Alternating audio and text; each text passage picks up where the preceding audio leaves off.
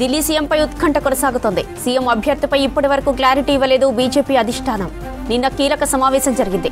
CM రేసులో Vijender Gupta, Delhi BJP అధ్యక్షుడు వీరేంద్ర సచ్దేవ్, సతీష్ ఉపాధ్యాయ, మజేందర్ సింగ్ సిర్సా, హరీష్ ఖురానా, దుష్యంత్ గౌతమ్ ఉన్నట్లు తెలుస్తోంది.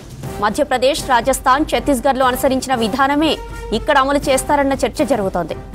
ఇక మరిన్ని డీటెయిల్స్ ఢిల్లీ నుంచి మదార్ లైవ్ లో అందిస్తారు. మదార్, ఢిల్లీ కొత్త సీఎం ఎంపికకు సంబంధించిన అప్డేట్స్ ఏంటి?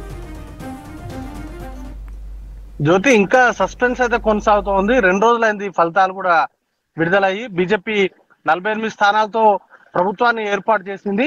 అయితే ప్రభుత్వానికి సంబంధించి ఇంకా సీఎం క్యాండిడేట్ ఎవరనేది ఇంకా బీజేపీ అధిష్టానం ఇంకా తేల్చలేదు. నిన్న 2 కీలక సమావేశాలు అయితే జరిగాయి. ఒకటి బీజేపీ జాతీయ అధ్యక్షుడు జేపీ నడ్డా అలాగే అమిత్ షా నివాసంలో భేటీ అయ్యారు. ఆ సందర్భంలో సీఎం అభ్యర్థి పైన చర్చ జరిగినట్టుగా తెలిసింది. ఇక మరొక మీటింగ్ బీజేపీ రాష్ట్ర అధ్యక్షుడు వీరేంద్ర సచ్దేవ్ తోటి కొత్తగా గెలిచినటువంటి ఎమ్మెల్యేలందరూ కూడా భేటీ అయ్యారు. ఈ సందర్భంలో కూడా పార్టీకి సంబంధించి ఎవరు సిఎల్పి నేతగా ఉండబోతున్నారనే దానిపైన ఎటు తేల్చలేదు. అయితే కీలకంగా బీజేపీకి సంబంధించి బీజేపీ అధిష్టానం ఒక నిర్ణయం ఇంకా తీసుకోవాల్సి ఉంది. అది కూడా పార్లమెంటరీ బోర్డు సమావేశాన్ని ఏర్పాటు చేసి దాంట్లోనే అధికారికంగా నిర్ణయం అనేది కూడా తీసుకుంటారు. అయితే ఇప్పటి వరకు ఫ్రంట్ రన్నర్స్, సీఎం ఫేస్ సంబంధించి ఫ్రంట్ రన్నర్స్ లో కొంతమంది పేర్లు అయితే చర్చ నడుస్తుంది. దాంట్లో ప్రముఖంగా న్యూఢిల్లీ నియోజకవర్గం నుంచి గెలుపొందినటువంటి పర్వేష్ వర్మ అనే అరవింద్ కేజ్రీవాల్ ను ఓడించారు. దాంతో పాటు గతంలో వెస్ట్ ఢిల్లీకి సంబంధించి ఎంపీగా కూడా పనిచేసినటువంటి అనుభవం ఉంది. దాంతో పాటు ఆయన మాజీ సీఎం, ఢిల్లీ మాజీ సీఎం, గతంలో బీజేపీ అధికారంలో ఉన్నటువంటి సందర్భంలో సీఎం గా పనిచేసినటువంటి సింగ్ సాహిబ్ వర్మ కుమారుడు.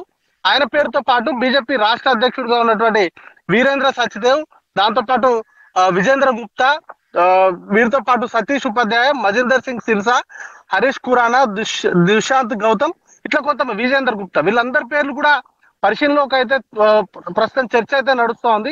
దీంట్లో ఎవరిని ఎంపిక చేస్తారు, ఎవరి వైపు మొగ్గు చూపబోతున్నారనేటువంటి ఉత్కంఠ అయితే కొనసాగుతోంది. అయితే ఈ వీళ్ళను పరిశీలనలోకి తీసుకుంటారా, లేకపోతే మధ్యప్రదేశ్, లాస్ట్ టైం రాజస్థాన్, ఇట్లా రాష్ట్రాల్లో సీఎం ఫేస్ ని అనౌన్స్ చేసినప్పుడు కొత్త ఫేస్ ని తెరపైకి తీసుకొచ్చారు. అప్పటి వరకు చర్చలో లేనటువంటి పేర్లను తీసుకొచ్చినటువంటి చరిత్ర కూడా బీజేపీకి ఉంది.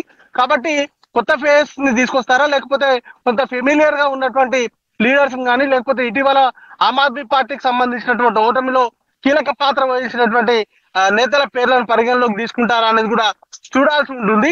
అయితే పంజాబ్ ఎన్నికలను కూడా దృష్టిలో ఉంచుకొని సీఎం ఫేస్ ని అనౌన్స్ చేసేటువంటి అవకాశాలు ఉన్నాయి. సిక్కు కమ్యూనిటీకి సంబంధించినటువంటి ప్రామినెంట్ లీడర్ వైపు మొగ్గు చూపేటువంటి అవకాశాలు ఉన్నాయనేటువంటి చర్చ కూడా నడుస్తున్నటువంటి తరుణంలో ఇప్పటి వరకు అయితే ఇంకా సస్పెన్స్ అయితే కొనసాగుతోంది. 13వ తారీఖు వరకు కూడా యుఎస్ టూర్ లో పిఎం ఉండబోతున్నారు. కాబట్టి ఆ టూర్ నుంచి వచ్చిన తర్వాతే ప్రమాణ స్వీకారానికి సంబంధించినటువంటి కార్యక్రమం నిర్వహించాలని బీజేపీ అధిష్టానం భావిస్తా ఉంది. ఆలోపు పార్టీకి సంబంధించినటువంటి కీలక నేతలు అయితే సమావేశాలు నిర్వహించుకుని ఒక ఫేస్ ని అయితే అనౌన్స్ చేసేటువంటి అవకాశం కనబడుతుంది. అది కూడా పార్లమెంటరీ బోర్డు సమావేశాన్ని ఏర్పాటు చేసి ఆ సమావేశంలోనే ఢిల్లీకి సంబంధించినటువంటి సీఎం క్యాండిడేట్ ని అఫీషియల్ గా అనౌన్స్ చేసేటువంటి అవకాశాలు కనబడుతూ ఉన్నాయి. జ్యోతి.